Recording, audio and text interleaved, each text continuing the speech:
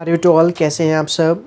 मैं अमान और आपके साथ एक बार फिर मौजूद हूँ एक बहुत ही इम्पोर्टेंट लेक्चर के साथ। तो किसी भी चीज़ के बारे में बात करने से पहले मैं आपको ये बता दूं कि ये वीडियो बेसिकली किस चीज़ के बारे में है। आपने थंबनेल देख ही लिया होगा वैसे तो, कि अगर आप एक BLLB के स्टूडेंट हैं, थर्ड सेमेस्टर में अगर आप हैं, तो मैं आपको आज इस वीडियो में ये बताने वाला हूँ कि बेसिकली आप हिंदी प्रेफर करें या आप लॉ एंड मीडिया को प्रेफर करें, क्योंकि इसमें एक चॉइस आती है। काफ़ी सारे कॉलेजेस में ये देखा गया है और ये मेरा एक्सपीरियंस है कि काफ़ी सारे कॉलेजेस में क्या है कि थर्ड सेमेस्टर में, जो कि प्राइवेट लॉ कॉलेजेस हैं, ये ज़्यादा देखा जाता है कि थर्ड सेमेस्टर में क्या होता है, एक चॉइस दे दी जाती है बेसिकली कि आप हिंदी प्रेफर कर सकते हैं या फिर आप क्या कर सकते हैं, लॉ एंड मीडिया को चूज़ कर सकते हैं।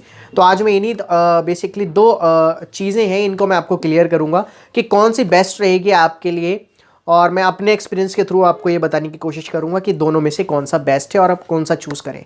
तो आइए स्टार्ट करते हैं अपना video. So friends, first of all, अगर आप थर्ड सेमेस्टर के स्टूडेंट हैं BLLB के, तो अगर आप बेसिकली को लॉ की बेसिकली अच्छी तरीके से नॉलेज है, यानी जितने भी लीगल राइट्स हैं आपको उनकी जानकारी है, बेसिकली नॉलेज है।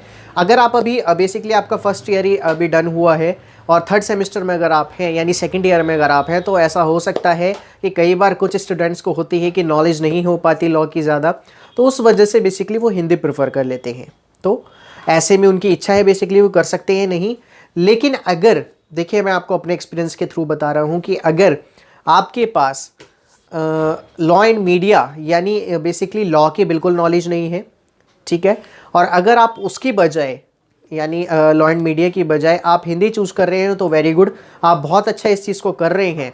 और अगर आपको नॉलेज भी है लॉ एंड मीडिया की और देन आप फिर भी हिंदी लेना चाहते हैं, तो आप वो भी बिल्कुल बेसिकली ले सकते हैं, क्योंकि आप पे कोई भी फाउंडेशन नहीं है।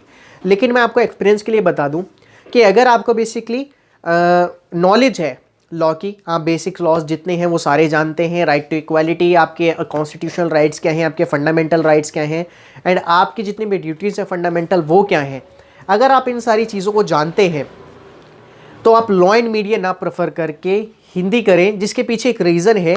मैं लॉ एंड मीडिया को बेकार नहीं बता रहा, नहीं मैं हिंदी को बेकार बता रहा हूँ या अच्छा बता रहा हूँ, दोनों में से किसी को। लेकिन कुछ रीज़न्स हैं जिसकी वजह से आप ये चूज़ कर सकते हैं हिंदी, या अगर आप हिंदी नहीं चूज़ करें तो लॉ एंड मीडिया चूज़ कर सकते हैं। देखिए, फर्स्ट ऑफ ऑल मैं हिंदी के लिए बताता हूँ, हिंदी के लिए क्या एडवांटेजेस रहेंगे अगर आप हिंदी चूज़ कर लेते हैं। देखिए, फर्स्ट ऑफ ऑल, अगर आप लॉ एंड मीडिया ना चूज़ करके, अगर आपको लॉ की बिल्कुल नॉलेज नहीं है, ठीक है, और आप हिंदी चूज़ कर रहे हैं, तो डेफिनेटली आप उसमें अच्छे मार्क्स अचीव कर सकते हैं। बिकॉज ये आपका एक लूज पॉइंट बनता है कि अगर आपको लॉ की बिल्कुल ही नॉलेज नहीं है, तो लॉ एंड मीडिया में लिखोगे क्या, ठीक है। कई बार होता है कि स्टूडेंट के साथ कुछ प्रॉब्लम्स आ जाती हैं, जिसकी वजह से कभी कभार क्या होता है, स्टडीज़ भी नहीं हो पाती।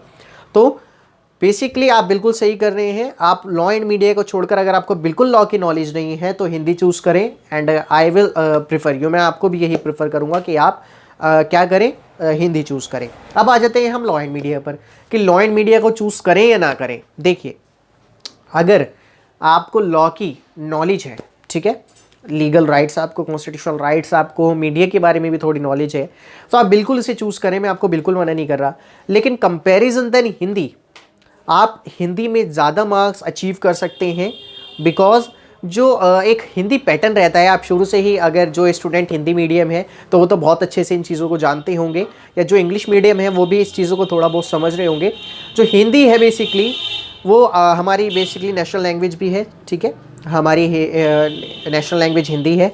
तो कहीं ना कहीं हिंदी में क्या है, आपको लॉ एंड मीडिया के कंपैरिजन में हिंदी में लिखने में थोड़ा ज़्यादा मज़ा आएगा, और नंबर अचीव करने में, यानी क्या हो जाता है, समटाइम्स ये देखा जाता है कि हिंदी में जो है नंबर ज़्यादा अच्छे तरीके से अचीव कर सकते हैं। बिकॉज कुछ टॉपिक्स ऐसे आते हैं हिंदी में जिससे आप हायर लेवल में क्या कर सकते हैं, अपने मार्क्स अचीव कर सकते हैं।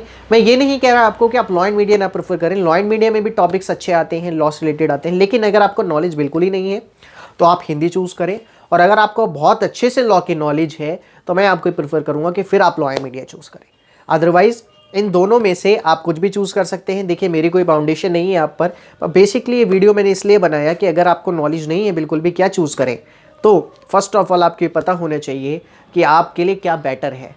And you should about knowledge of law, क्योंकि आपको नॉलेज भी होनी चाहिए बेसिकली लॉ की। एंड अगर आपको नॉलेज बिल्कुल नहीं है लॉ की, तो मैं कहीं ना कहीं यही सजेस्ट करता हूँ मेरे जितने भी स्टूडेंट हैं कि वो क्या करें, हिंदी को चूज़ करें माय फ्रेंड्स, ठीक है।